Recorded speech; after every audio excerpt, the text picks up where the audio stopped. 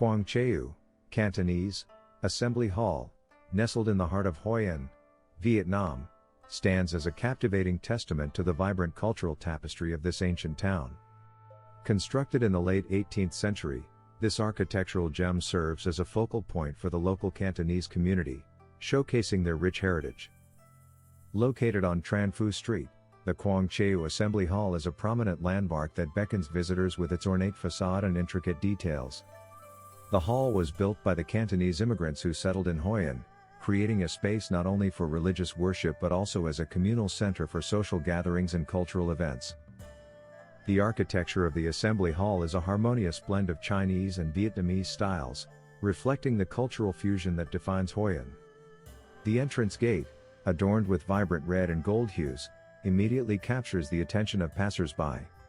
Elaborate carvings and delicate porcelain figurines embellish the hall's exterior, depicting mythical creatures and scenes from Chinese folklore. Upon entering, visitors are greeted by a serene courtyard surrounded by delicate columns and intricately carved wooden beams. The main hall is dedicated to worship, featuring altars adorned with elaborate statues and offerings. The Assembly Hall also houses a museum, showcasing artifacts that provide insight into the history of the Cantonese community in Hoi An. The colors within Quang Trieu Assembly Hall are symbolic and deeply rooted in Chinese tradition.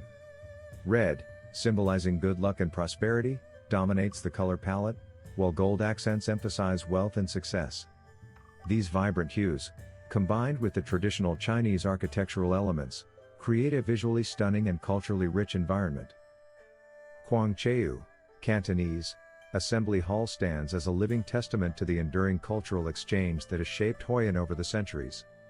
Its architectural beauty, vibrant colors, and historical significance make it a must-visit destination for those seeking to immerse themselves in the captivating heritage of this UNESCO World Heritage Site.